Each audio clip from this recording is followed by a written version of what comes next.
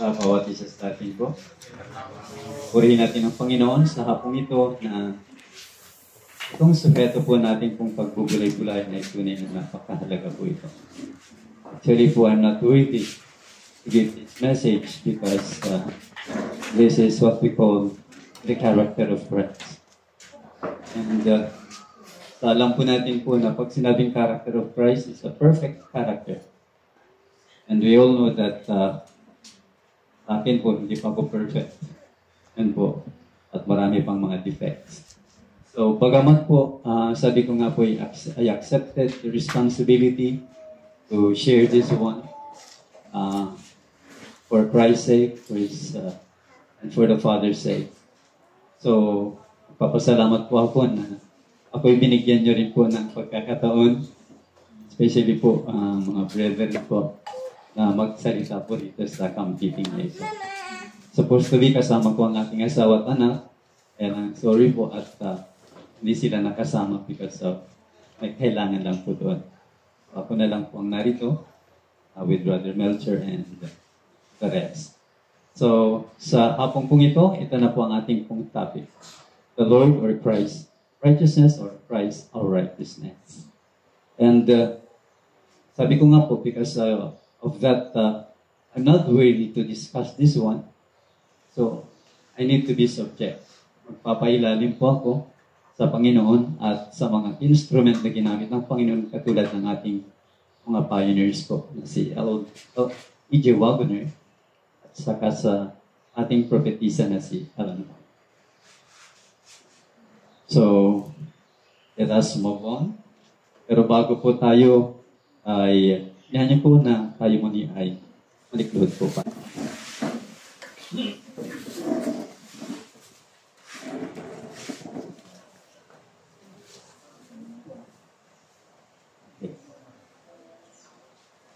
Sabi po sa Bible Commentary Volume 7, page 984, paragraph 6. The revelation of righteousness of Christ. So kapag ang katwiran ni Kristo ay napahayag na, ano po ang sinasabi po rito sa atin po. The time of test is just upon us, for the loud cry of the angel has already begun, and the revelation of the righteousness of Christ, the sin-pardoning Redeemer. And the next statement, this is the beginning of the light of the angel, whose glory shall fill the whole earth. So ano po itong, this is the beginning of the light of the angel's glory shall fill the whole earth. It is Revelation 18, verse 1. So since the revelation of the righteousness of Christ is the beginning of the loud cry or the latter rain, so that means to say that 1888 should be the time of outpouring of the latter rain. But it says the beginning. So meaning it will continue up to its full outpouring.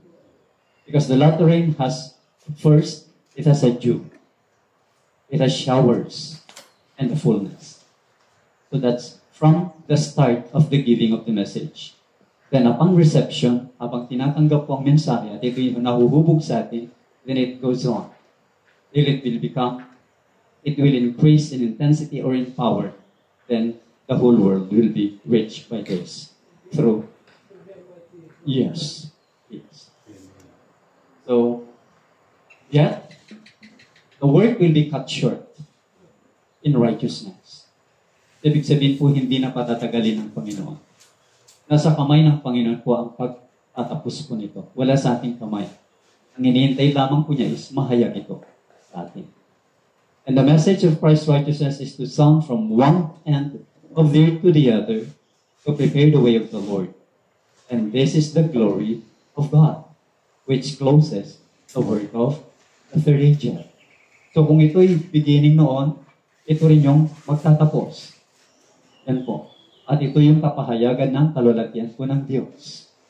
So kapag nagsimula noon, ang hinintay natin is yung kapuspusan. Yung pagtatapos po nito. And what will happen kapag nangyari po ito?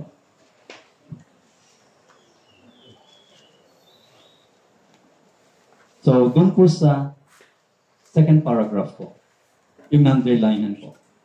when the third angel's message closes.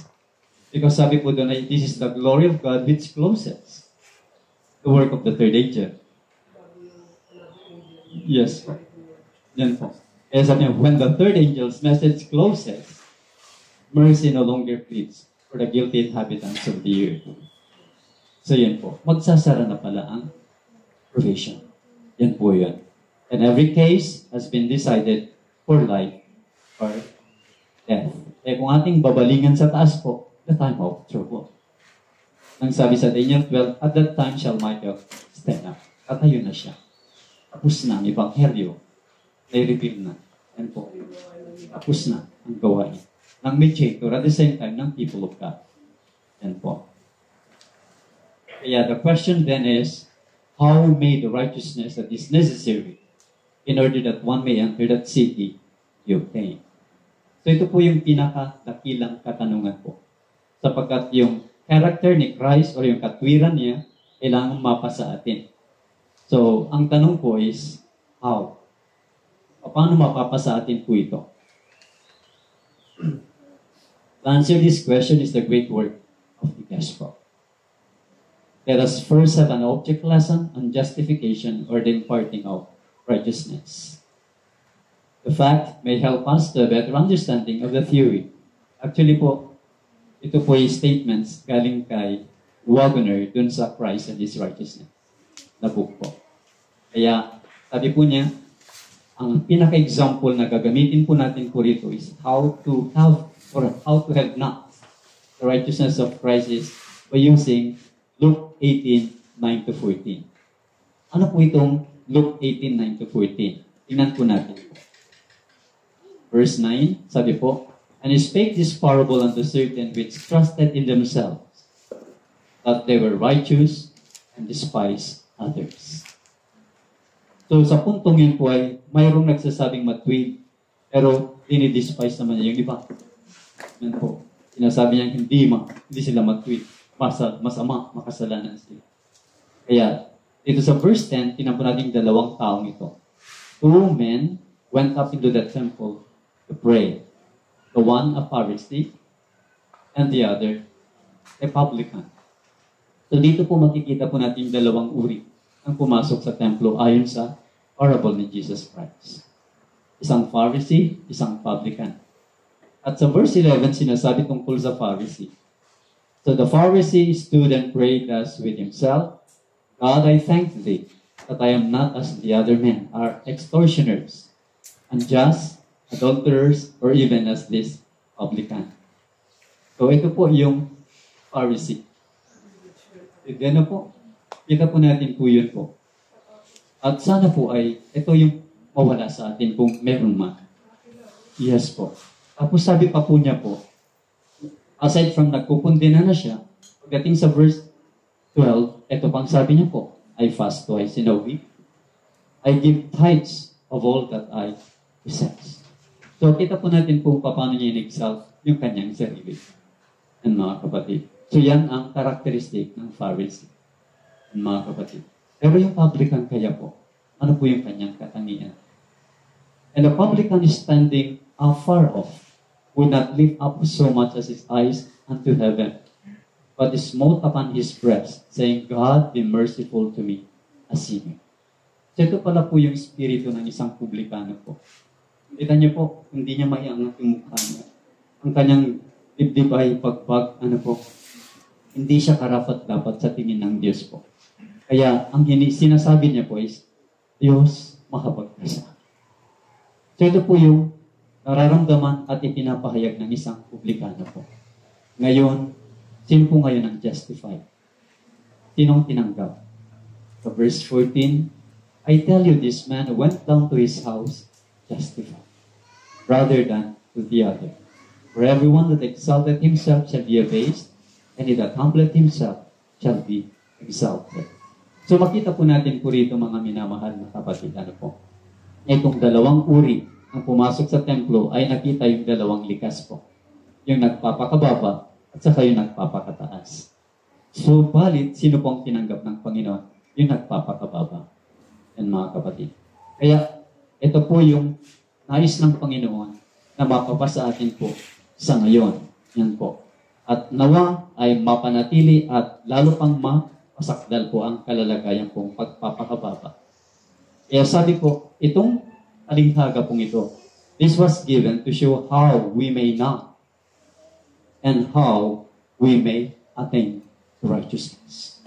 Kaya po dun sa dalawang tao pong iyon, kailangan nating maunawaan at mapaggulay-gulay ang ating mga sarili. The Pharisees are not extinct. Sabi po sa atin po, hindi po nawawala ang mga Pharisee. There are many in these days who expect to gain righteousness by their own good deeds. Kaya makita po natin po yung pinapangalantag yung kanilang mga mabubuting gawa. And they trust in themselves that they are righteous. So sinasabi nilang kanilang sarili na sila ay matuwid. And they do not always so openly boast of their goodness, but they show in other ways that they are trusting to their own righteousness. So, liban po, dun sa pagtataas po, nagtitiwala po sila sa kanilang sariling katwiran. Yan po. Kaya sabi pa po, perhaps the spirit of the Pharisee, the spirit which would recount to God one's own good deeds as a reason for favor, yan po, is found as frequently as anywhere else among those professed Christians who feel the most bowed down on account of their sins. Minsan po ay ito yung parang manakip po sa kasalanan. Sinasabi na ito ay parang nagano sila ng pabor para sa kanila. Yan po. They know that they have sinned and they feel condemned. Yan po. They mourn over their sinful state and deplore their weakness. Their testimonies never rise above this level. Often they refrain for very shame from speaking in social meeting, and often they do not dare approach God in prayer. After having sinned to a greater degree than usual, they refrain from prayer for some time until the vivid sense of their failure has passed away, or until they imagine that they have made up for it by special good behavior. So makikita po natin po na parang ayaw nila, na mayroong silang pag-atubili, hinihintay nila na sila ay parang yung pakiramdam po nila ay mapapabuti. Yan po, saka sila po, magano po sa Panginoon po. Yan po. Ang mga Pharisees na sinasabi po, na sa kanilang sariling katwiran, sa kanilang sariling mabubuting gawa, ito yung kanilang pinapataas po. Yan mga kapatid.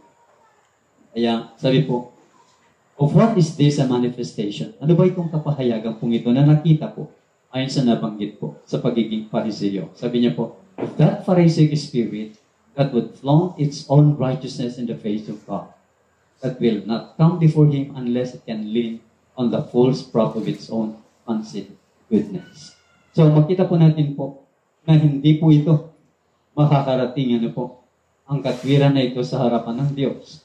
Na ito ay maliban na lamang po na sila po ay maglalandag o magsasanda sa kanilang maling pag-aakala ng kanilang mabuting ginagawa. So parang pananakit lamang po ng kanilang mabuting gawa itong katwiran na ito. And they want to be able to say to the Lord, see how good I have been for the past few days. You surely will accept me now. Kaya nga po yun sinasabi ko nila. Parang pinapahayag nila para sa inakala nila na ito ay tatanggapin ng Panginoon. Yan mga kapatid. Pero dun sa publikano kung ating i-compare po, nakikilala po niya talaga po yung kanyang sarili na hindi karapat-dapat. Etong Pharisee po ay parang inaakala niya na siya ay matuwid. Yan mga kapatid. At pagamat po, alam din po niya ng kanyang kalalagayan ay ganoon. Pero yun nga po, parang ang kanyang mabuting ginagawa ay itong pananakip na lamang po niya. Yan po. So, anong magiging bunga o resulta sa ganong pagiging espiritu po? Kaya sabi po, the man who trusted in his own righteousness had none. So, tandaan po natin po, ang mga nagtitiwala sa sariling katwiran po niya ay wala talaga siyang katwiran. Yan po. While the man who prayed in heartfelt contrition, God merciful to me, a sinner, went down to his house, a righteous man. So makita po natin po, yan ang binibilang palang matuwid ng Diyos po. Yung kinikilala po natin na wala tayo. Yung nagmamakaawa tayo sa Panginoon. Kinikilala natin na tayo ay isang makasalanan. Kaya sabi ni Kristo that He went justified and that is made righteous. So pag sinabing justified, ginawang matuwid. Na para bagang hindi na po siya nagkasala. So makita po natin kaya ang justification is just the same with pardon. Forgiven. Yan po. Kaya notice that the publican did something more than bewail his sinfulness. He asked for mercy. So makita po natin bakit po humingi po ng habag. Sapagkat naramdaman po niya na siya ay kahabag-habag. Siyang makasalanan. Kaya ano po itong mercy na habag na ito, mga kapatid? Anong ibig sabihin po nito? Sabi po, it is unmerited favor. Pag sinabing unmerited po, isang pabor sa hindi karapat-dapat. Pero ibinibigay. Yan po, mga kapatid. It is the disposition to treat a man better than he deserves. So makita natin po yung gagawin ng Diyos through Christ, kung ating sampalatayanan po ito. And mga kapatid, kahit hindi tayo deserving, ibibigay ng Ama. Dahil nanampalataya tayo sa Kanyang anak. Yan mga kapatid. Kaya po, sabi po ng kasulatan po, as the heaven is high above the earth, so great His mercy toward them that fear Him. Yan po ang sabi po ni Haring David po. Kaya kung gaano daw po ang kataas ng langit kaysa sa lupa, ganun daw po kadakilang habag ng Diyos yun sa mga may takot sa Kanya. So makita po natin yung may takot po, yung publican. Yun ang may spirito po ng pagkatakot sa Diyos. Nakikilala niya ang kanyang pagiging makasalanan. And that is the measure by which God treats us better than we deserve when we humbly come to Him. So yan po ang panukat na kung saan ang Diyos ay tratuhin niya ng masigit na mabuti na kahit tayo ay hindi karapat-dapat, ngunit tayo kasi nagpakumbaba sa kanyang harapan. Yan po and the distance between earth and the highest heaven. So makita natin yung layo ng langit at lupa po. Kaya ang ating perfect example is Christ, ano po? Mula sa langit, nagpakababa siya. Ganon din po yung publican, nagpakababa.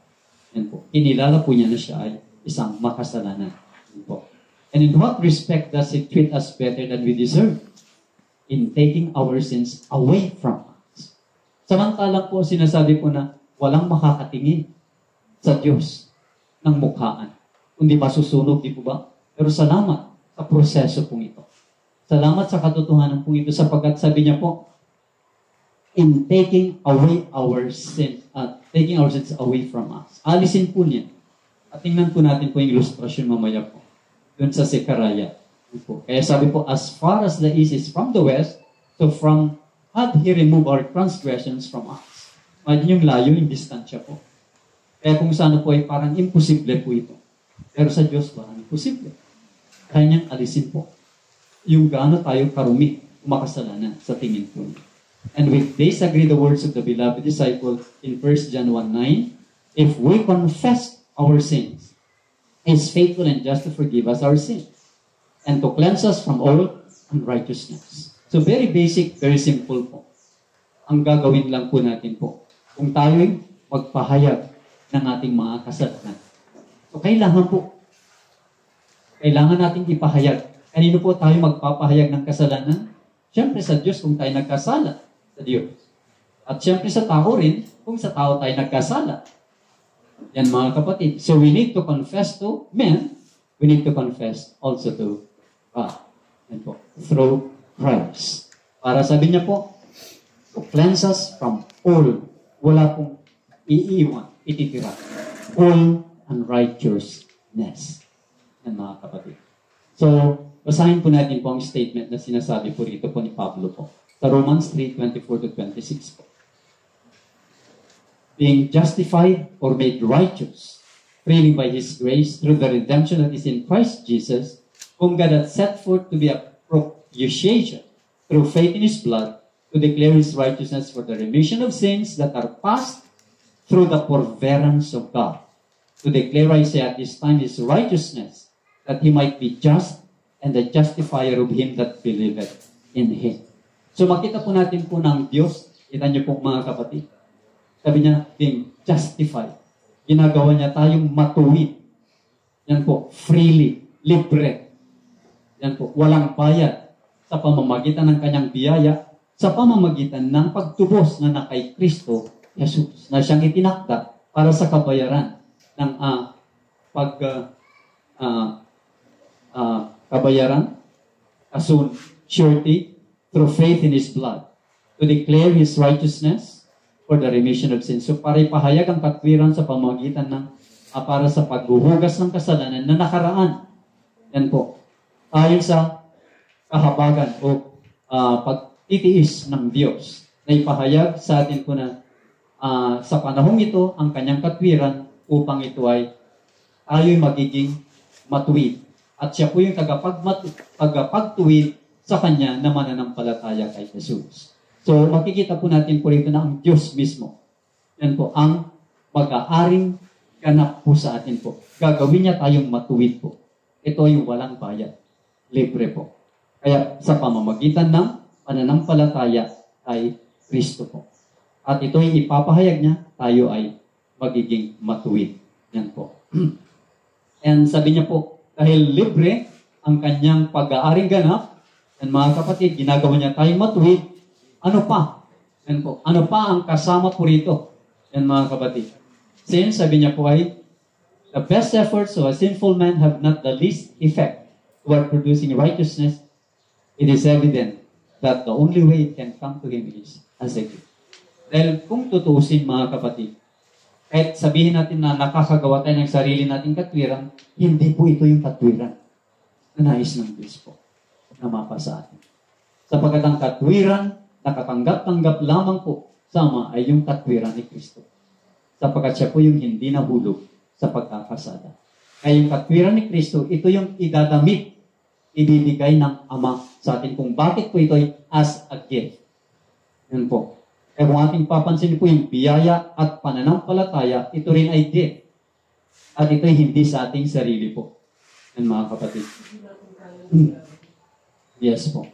Kaya yung katwiran, ngayon, nating pong tinutunghayan, is a gift. At yan ay pinahayag ni Pablo po sa Romans 5:17 po.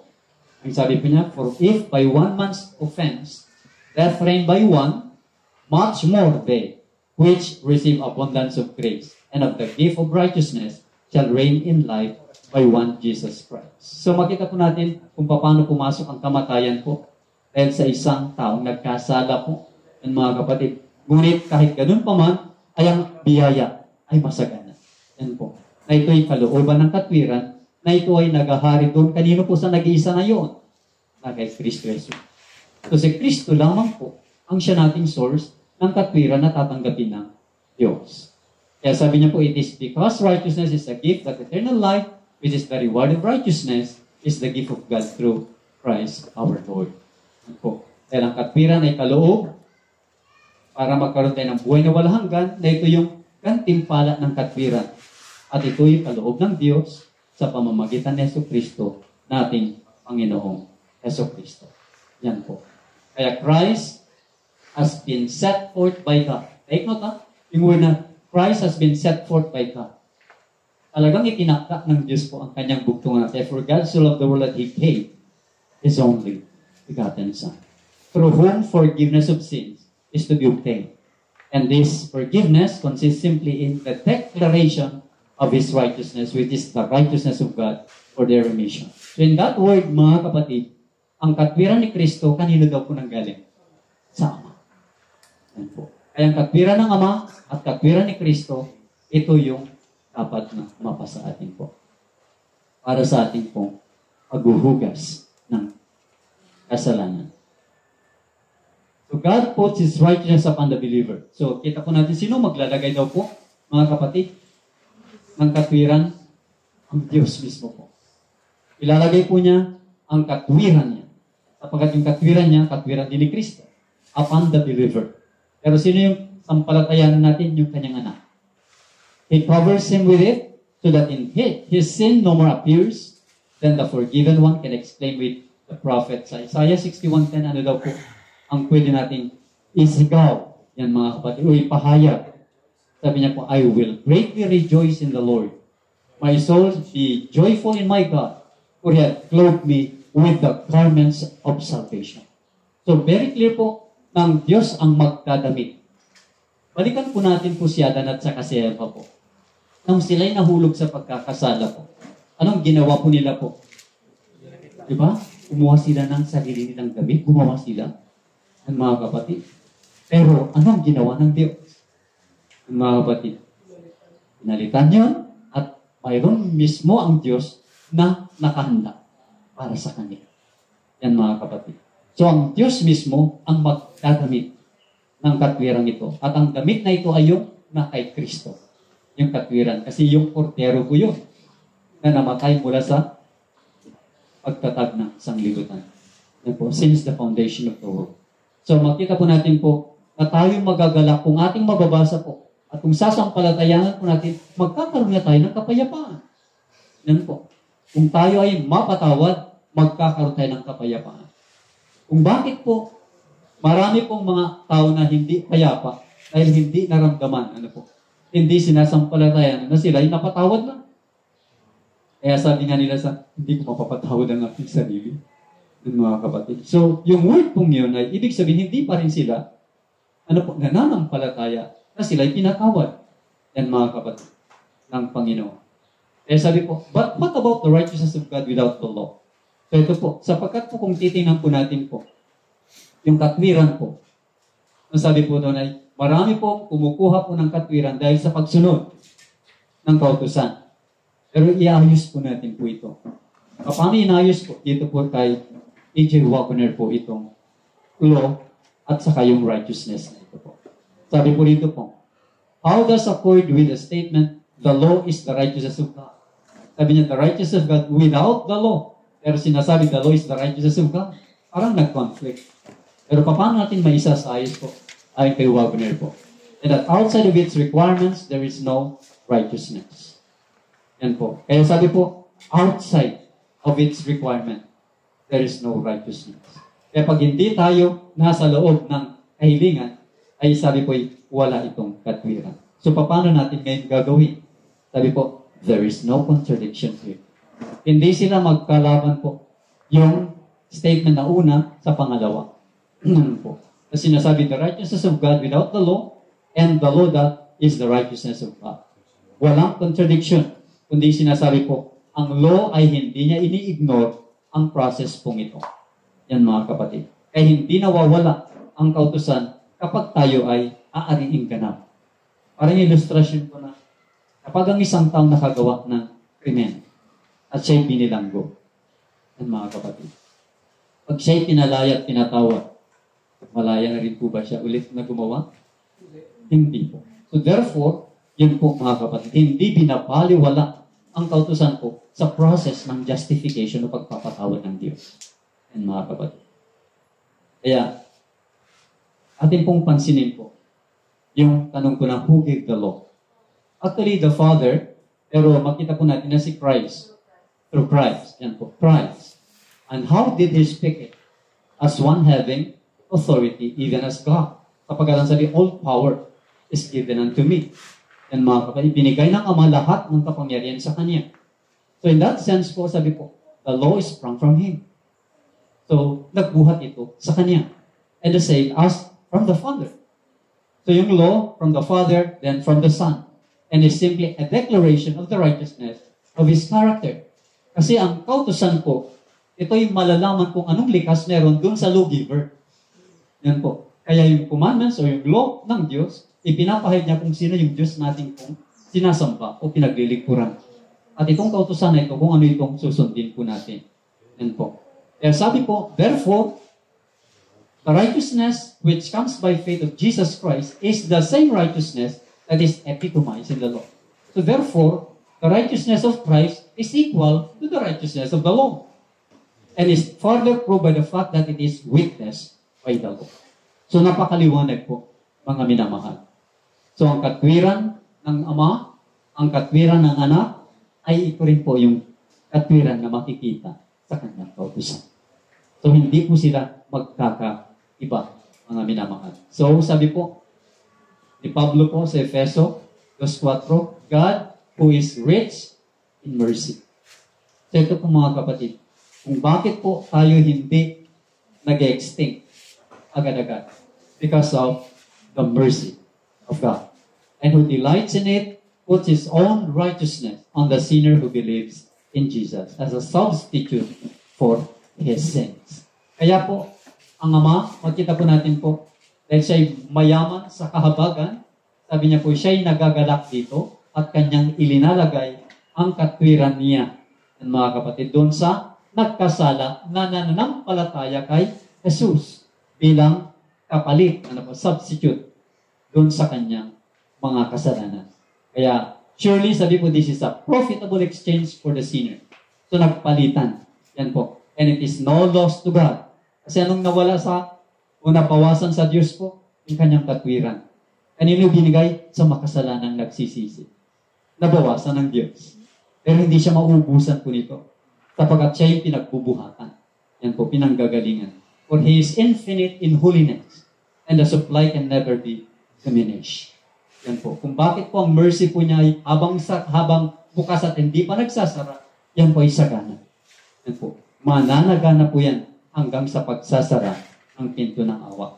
Yan po. And the scripture that we have just considering, that is Romans 3:24-26, and kung ating i-compare po sa verse 21 and 22, yan mga kapatid, inasabi po rito po, that but now the righteousness of God without the law is manifested, being witnessed by the law and the prophets, even the righteousness of God which is by faith of Jesus Christ unto all and upon all them that believe. Yan po. So makikita po natin po na sabi kanina, it is not contradictory. Yan po. Yung statement po na ang law ay righteousness, tapos ito ay righteousness of God without the law, pero sinasabi po sa atin po, being witnessed by the law and the prophets. So nasasaksihan sa pamamagitan ng kautusan at ang mga propeta na ito yung katwiran ng Diyos sa pamamagitan ng pananampalataya kay Jesus. Sa lahat po ng, sabi niya, up unto all them, upon all that believe.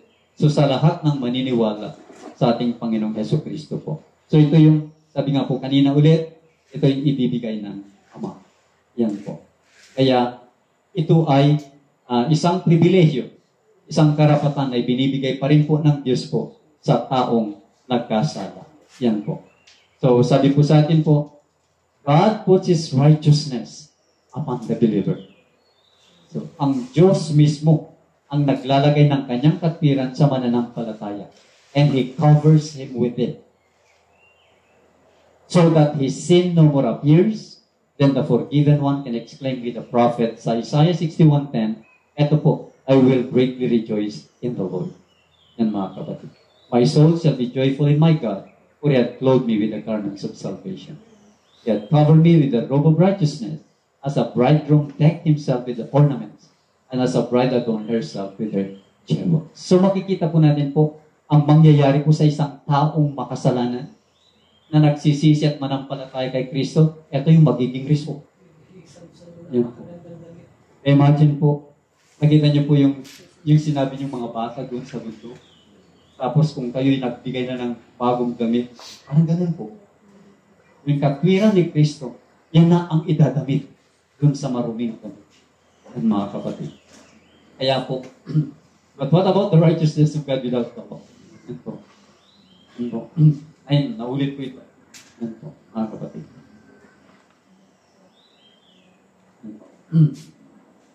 Ito po. Here stands the law as the swift witness against the sinner. So, tandaan po natin po na ang kautusan, ang lagi niyang ginagawa is to condemn the sinner. Yan po. Bakit po? Na-violate ang law. Pag once na na-violate mo ang law, sabi niya po, the letter kills. Ang letra ng kautusan ay pumapatay. Ngunit dahil po sa biyaya, yan po, mayroong pagkakataon na kahit mamatay po tayo, ay magkakaroon pa rin po tayo ng buhay. Yan mga kapatid. Yan po. Kaya hindi tayo namatay, pero mayroon siyang ibinigay. Yan po, namamatay para sa atin, na siyang substitute. Yan mga kapatid. Kaya pagamat po, ganun po, pero yung kautusan na ito, hindi mababago. Yan po. Hindi mababago. And it will not call a sinner a righteous man. Pero hindi sasabihin ng kautusan na ikaw na taong makasalanan ay gagawin niyang sabihin matuwid. Sino magde-declare po? Yan mga kapatid. And that is the Father. Yan mga kapatid. Hindi yung law. Yan mga kapatid. So the convicted sinner tries again and again. Bakit po? Gano'n naman talagang tao, di po ba?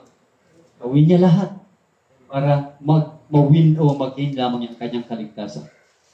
Pag hindi na unawaan ang Christ, righteousness of Christ. Kaya sabi po rito po, the convicted sinner tries again and again. Ito po, to obtain righteousness from the law.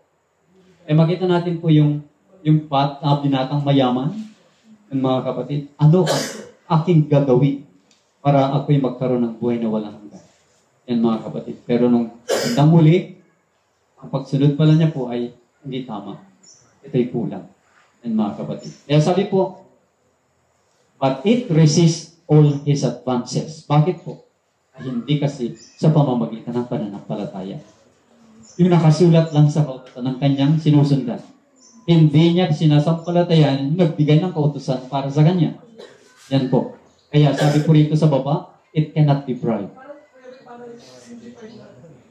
Akala mo sumusunod ka sa kautusan without Christ, it's not at all. Yes. That is not. That is presumption. That is hypocrisy. Kaya ka sumusunod dahil kay Kristo. Yeah. Yan po yun.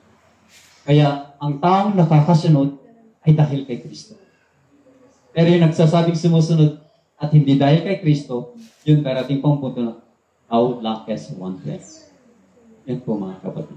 Kaya sabi po, it cannot be bribed.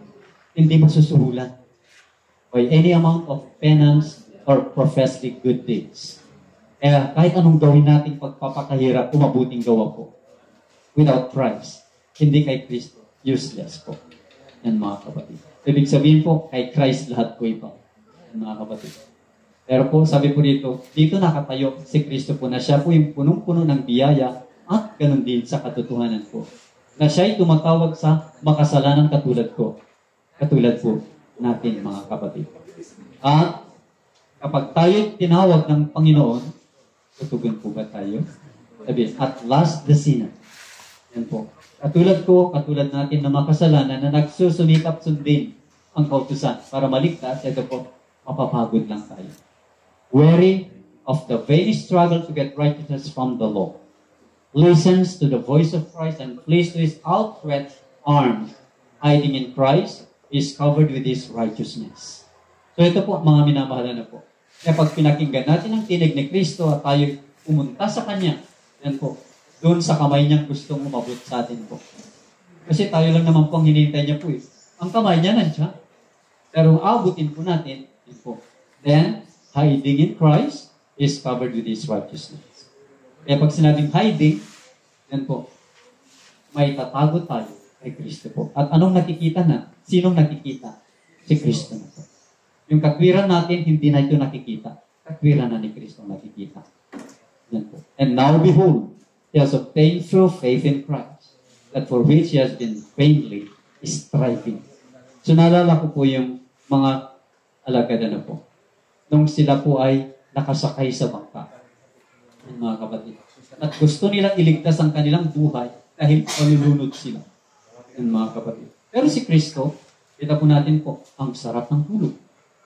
Kasi panatag po siya. Siya nasa kamay ng Ama. Yan mga kapatid. Pero makita po natin ng mga lagad, parang ganun din daw tayo ayon sa Desire of Ages po.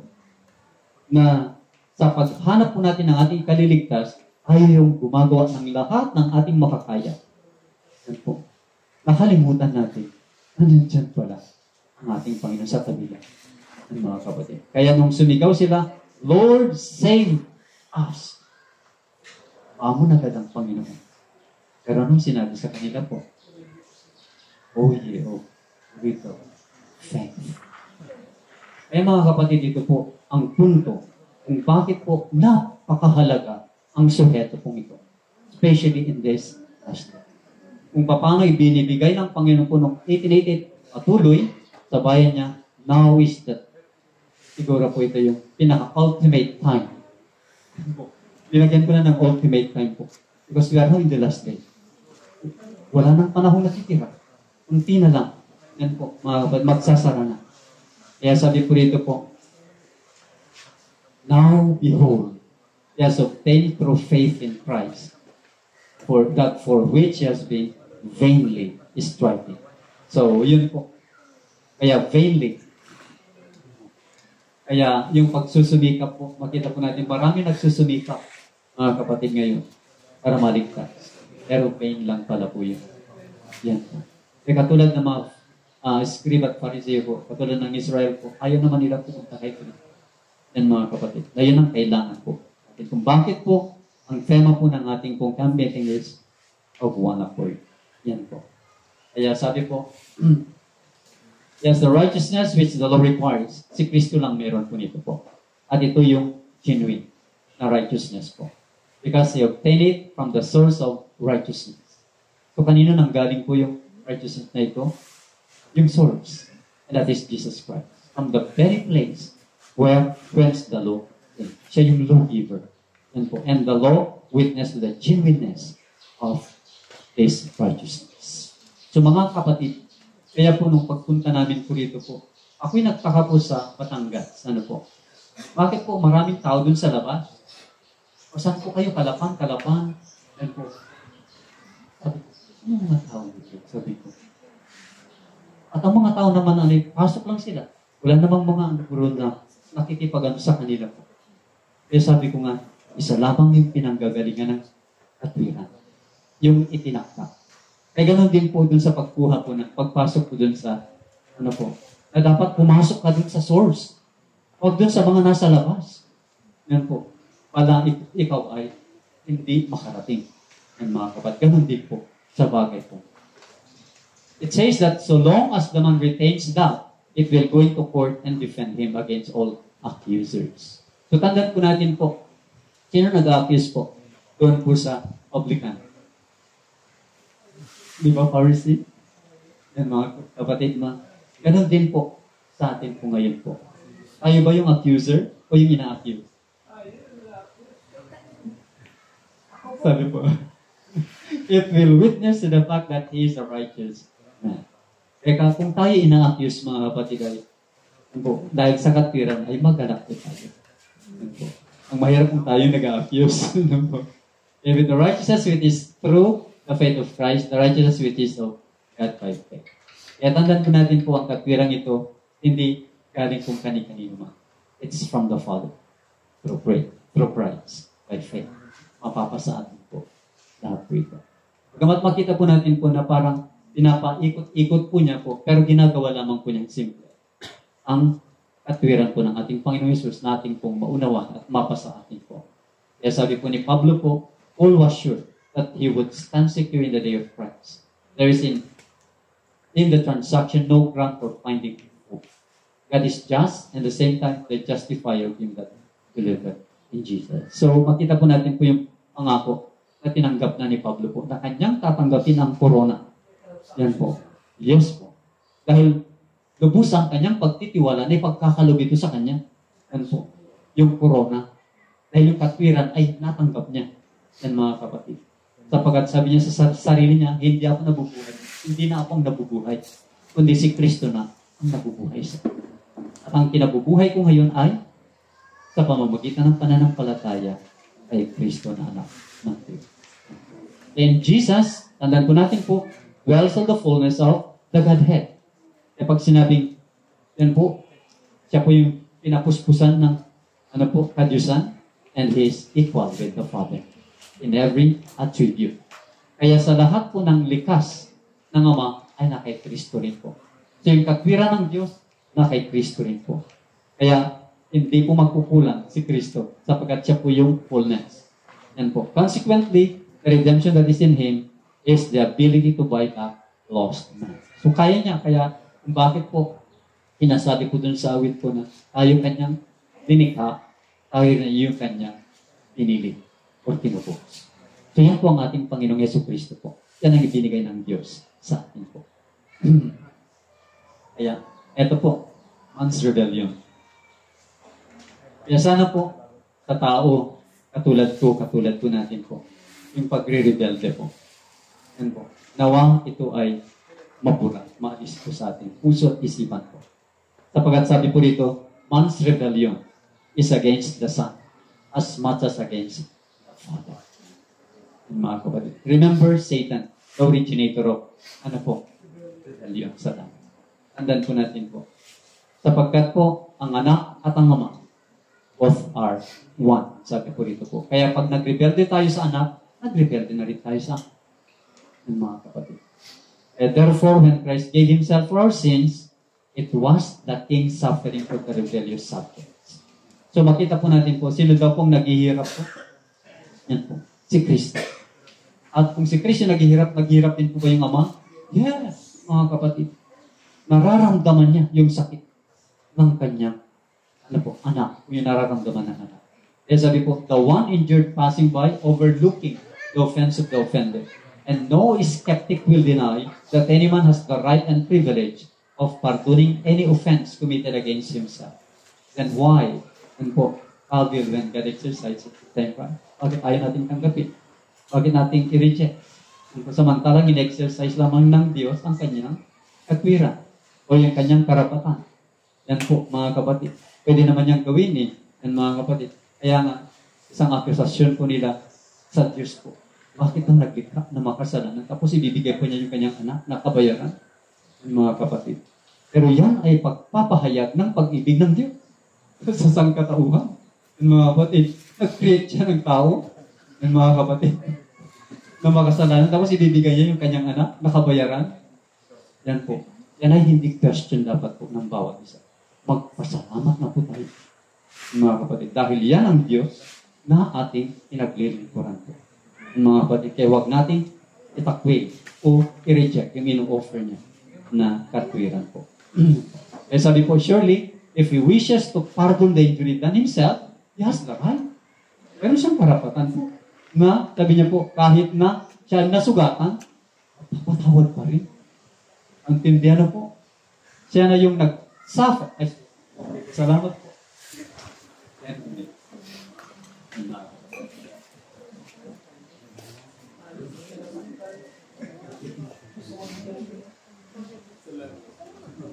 Yan, makita po natin po rito, mga kapatid na po, by submitting his own person to the penalty, which was the sin. Pero makita po natin sa reality, ano po, na nung si Kristo naghihirap, ano ang ginawa ng Ama po? Tumalikod siya, mga kapatid. Dahil hindi niya kayang tiisin yung pagtingnan yung paghihirap ng kanya. And that's the time lamang po na parang nagkalayo sila. That is the only time na nagkalayo because of that sin na ipinataw na sa kanya. Ang buong kasalanan ng sanglibutan ay nakapataw sa balikat ni Kristo. Kaya kung bakit tumalikod ang mukha ng Ama. Hindi niya kayang tingnan yung paghihirap ng kanya. Kaya kung bakit sabi ni Kristo, yan po, why thou forsaken me, Father, Father? Why hast thou forsaken me? Ito po, by submitting in his own person to the penalty which was due to the sinner. So makita po natin po, mga kapatid, kung gaano ang kadakila ng pag-ibig ng Diyos. Kaya, sabi po, but the innocent suffered to the guilty. True, but the innocent sufferer gave himself.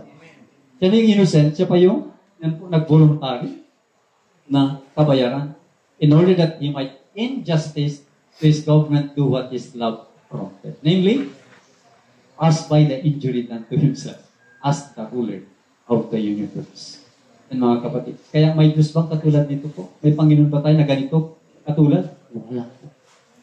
Kaya nararapat lamang siya na siya ay sambahin, paglingkuran, mahal. And mga kapatid. Kaya sabi po,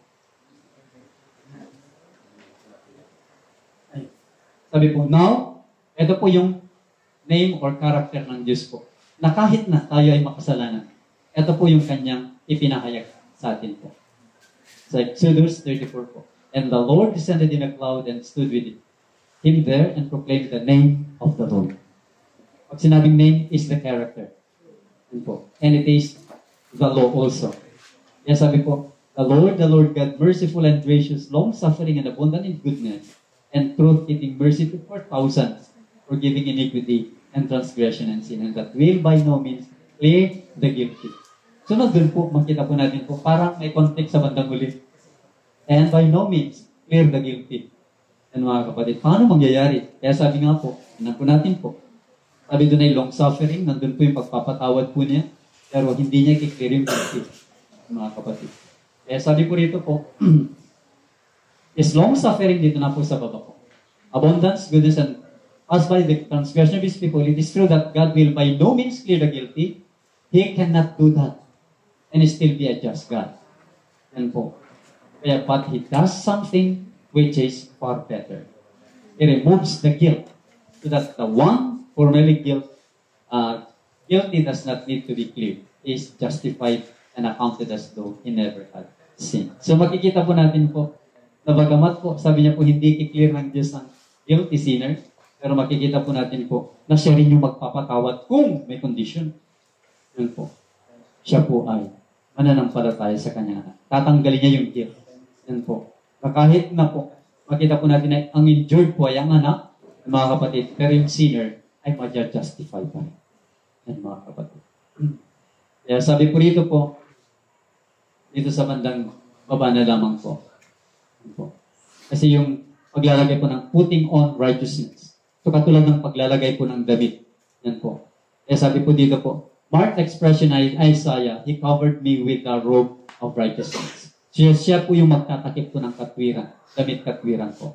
And the righteousness with which Christ covers us is the righteousness that meets the approval of God. Yan po. And if God is satisfied with it, surely men of not to try anything better. So makita po natin po na ang katwiran na po na kay Kristo Jesus, ito yung itatakip sa atin po. Yan mga kapatid. At ito lamang po yung aprobado po na. Yan po, yung sa Zechariah, ito na po yung filthy garments po. Na ito yung papalitan. Yan mga kapatid ng damit katwiran po. Clothed with him garments and the angel of the Lord stood by. Yan mga kapatid. Kaya papalitan po niya with a changed raiment. Yan mga kapatid. With, sabi po, a set of fair mitre upon his head. So, ibig sabihin po, mga kapatid, ay ang Diyos mismo, yan mga kapatid, sa pamamagitan ni Kristo, sapagkat yung angel po na ito ay walang iba kundi si Christ. Yan mga kapatid. At ina-accuse ni Satan. Yan mga kapatid, itong mga, ayan si Joshua. Yan mga kapatid. Yung damit niya ay marumi, pero sabi ko doon ay papalitan ng Panginoon. Yan mga kapatid. Kaya, sabi po dito po sa 2 Corinthians 5:17 na lamang po, sinasabi po dito po na, but if any man be in Christ is a new creature. Kasi sabi po dun sa taas, the forgiveness of sins is a reality. It is something tangible, something that will affect the individual. It actually clears him from the guilt. Kasi pag once forgiven, makiklear yung guilt. And he is cleared from guilt or justified or made righteous, he has certainly undergone a radical change. So ito po yung point dito po. Pag once na napatawad po tayo, maglilid sana po ito sa pagbabago. Yan mga kapatid. Radical change is indeed another person. For you obtain this righteousness for the remission of sins in Christ was obtained only by putting on Christ. So idadamit, ibinigay po sa atin si Kristo. Yan mga kapatid. Kaya po, yung sinabi ni Pablo po, na hindi na tayo dati, kundi tayo na yung bagong nilikha. Yan mga kapatid. Dahil ilinagay na sa atin si Kristo. Yan mga kapatid. So, and so the full and free forgiveness of sins carries with that wonderful and miraculous change known as the new birth. Ito na yung bagong kapanganakan. Yan po. For man cannot become a new creature except by a new birth. And this is the same as having a new or a clean heart. Yung sinasabi po ni David po. The new heart is a heart that loves righteousness and hates sin. It is a heart of willingness to be led into the path of righteousness. It is such a heart as the Lord wished Israel to have when He said, "Oh, that there was such a heart in them, they that would fear me and keep all my commandments always, that it might be well with them, with their children forever." So, ilang na lamang po. So, in short, sabi po rito po, a heart free from love of sin as well as from the guilt of sin. Ito na po siya yung new birth. Yan po. But what makes a man sincerely decide the forgiveness of sin? It is simply his hatred of them that his, mga kapatid, his deeds is for righteousness, which hatred and desire of him enkindled the Holy Spirit. So ito po, masusuklang ka na sa kasalanan. Ano po? At ang sabi po, the Spirit strives, so ibig sabihin ng Espiritu ay gumagawa sa atin kung bakit tayo ay nasusuklam na sa kasalanan. So there is the Spirit or the power of God and Christ, the Spirit of God and the Father, ang mag-work po para tayo masuklam na sa kasalanan. Yan po. Kaya sabi, the Spirit strives with all men. It comes as a reprover. When its voice of reproof is regarded, then it once assumes the office of a comforter. So makita po natin po yung pinatawag po, nagkaroon siya ng kapayapaan. Mako-comfort po tayo. Yan mga kapatid. In the same submissive, yielding disposition that leads the person to accept the reproof of the Spirit, will also lead him to follow the teachings of the Spirit. And Paul says that as many as led by the Spirit of God, they are the sons of God. Yan mga kapatid. Kaya, alun na po ako. Doon po sa pinaka-tema po. Kung bakit po sinasabi po ng ating kapatid na sa Apostol Pablo para makita natin yung pinaka-conclusion or summary po ng ating pong pag-aaral po ng katwiran ni Kristo po. For by grace are you saved through faith, and that not of yourselves, it is the gift of God. Not of works, lest any man should boast. For we are His workmanship, created in Christ Jesus unto good works, which God had before ordained that we should walk in them. So makita po natin po, biyaya at pananampalataya. At anong ugnayan ng work? So makita natin bandang huli po, pagiging bunga, yung work po. Na ang tumanggap ng biyaya at pananampalataya ng Ama ng ating Panginoon Jesucristo ay makikita yung gawa sa kanila. Sapagkat tayo ay itinalaga para dun sa gawa pong ito. And mga kapatid, it is perfect obedience to the law. Yan mga kapatid. And this passage shows that God loved us when we were, hihingi po ako ng kunti po. Dead in sin, He gives us His Spirit to make us alive in Christ, and the same Spirit marks our adoption into the divine family. And as He adopts us, that as new creatures in Christ, you may do the good works which God has ordained. So, nandun na papasok na yung adoption. Yan po. Ibibilang na tayong mga anak, at after adoption, tagapagmana ng mamanahin ni Kristo. Yan mga kapatid. Then, in summary, ito na po, in conclusion and appeal po. One, the Lord in His great mercy. So, by God's mercy, sent the most precious message to His people through elders Wagner and Jones. At ano po, itong mensahe ito was to bring more prominently before the world the afflicted Savior, the sacrifice for the sins of the whole world. Kaya kung bakit po si Kristo lamang at si Kristo ang dapat ipahayag ng mga kapatid at hindi ang tao. It presented justification through faith in the surety. Yan po. Nagpapahayag po ng pag-aaring ganap sa pamagitan ng pananampalataya doon sa surety or kapalit. Yan mga kapatid. At tayo dapat po ang mamatay. It invited the people to receive the righteousness of Christ. So, tanggapin po natin. Kaya libre po ito. Yan po. Which is made manifest in obedience to all the commandments of God. So, ito po yung bunga. Makikita yung pagsunod sa lahat ng kautusan po ng Diyos. Yan po. Many had lost sight of Jesus. Bakit po sana po nakatingin sa tao? Yan mga kapatid, kailangan tumingin po tayo kay Kristo po. Ano po yung titingnan natin sa Kanya? They need to have their eyes directed to His divine person, divinity, His merits, yung Kanyang kagalingan, kapangyarihan, and His changeless love. Yung hindi na po, bagong pag-ibig po niya sa sangkatauhan. Ito dapat yung makita natin kay Kristo po. And sabi po, all power is given to His hand, that He may dispense with gifts unto men, imparting the priceless gift of His own righteousness to the helpless human agent. Yan po, lahat ng kapangyarihan binigay sa Kanya po.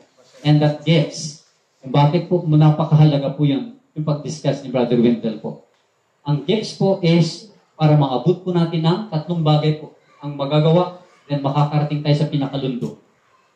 When, sabi po ron, for the perfection of the saints, for the work of the ministry, for the edifying of the body of Christ, till we come all the unity of the faith and in the knowledge of the Son of God, unto the stature and the full measure that is in Christ Jesus. So, perfection po ang pinakalundo po nito, mga kapatid. And this is the message that God commanded to be given to the world. Hindi lamang po sa iglesia po, but to the whole world. And it is the third angel's message. Ito yung gospel message for these last days. At ito yung pinakapuso. Yan po sapagkat pag sinabing puso, character. Which is to be proclaimed with a loud voice and attended with the pouring of His Spirit in a large measure. Ito yung fullness of the latter rain. And makikilala po natin si Kristo, ang katwiran po niya, at kung paano po siya naging perfect ng pagsunod sa Ama, ay ito yung ibibigay din ng Ama sa atin po. And mga kapatid. And this is the fullness. Kapag mayroon na tayong perfect righteousness na kay Kristo na ibibigay sa atin. So therefore po, the righteousness of God is equal to the righteousness of Christ, which is also the righteousness of the law. Kunti na lang. Kaya, and in Romans 8:4, the righteousness of the law might be fulfilled in us who walk not after the flesh, but after the Spirit. So kung tayo po ay namatay na sa laman, tayo na ay nasa Espiritu. At kung tayo nasa Espiritu, yan po, ang hinihiling ng kautusan ay magagawa na po. Yan. And my tongue, sabi po sa Psalms, my tongue shall speak of thy word, for all thy commandments are righteousness. So lahat po ng kautusan ng Diyos po ay katwiran. Yan po. Kaya lamang po, kailangan nating pananampalataya kay Kristo para tayo ay makasunod ng lubusan. Umaitamit sa atin po yung katwiran ng pagsunod ng ating Panginoon sa atin po. Kaya sabi sa Isaiah, hearken unto me, yet that no righteousness, the people in whose heart is my law. Fear ye not the reproach of me, neither be afraid of their reviling. So ito po, ang mga may katwiran daw po, nakakakilala po nito, ay yung ang nasa puso nila ay ang kautusan po ng Diyos. Ay wala po dapat siyang ikahiya. Wala dapat po siyang katakutan. Yan mga kapatid. Kaya sabi po ng Panginoon sa Matthew 6:33, seek ye first the kingdom of God and His righteousness. And all these things shall be added unto you. At ang susunod po na statement, pansinin po natin po after this one. Romans 9:28, for He will finish the work and cut it short in righteousness. Because a short work will the Lord make upon the earth. Imagine po, from 27 to 31, natapos po ng ating Panginoon. A short work. And mga kapatid, kaya mga lagad din, 3.5 din.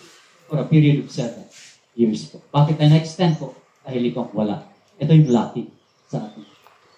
Kaya the righteousness of God, says Jesus, is the one thing to be sought in this life. Ulitin ko po, the righteousness of God says Jesus is the one thing that to be sought in this life. Food and clothing are minor matters in comparison with righteousness.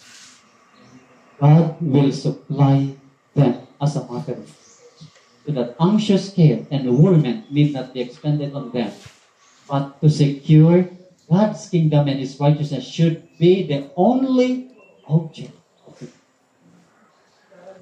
Yan mga kapatid.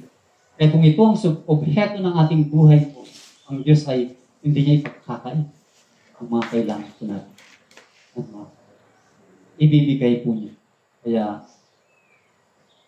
ang pinaka-thema po natin, to be of one accord by grace through faith.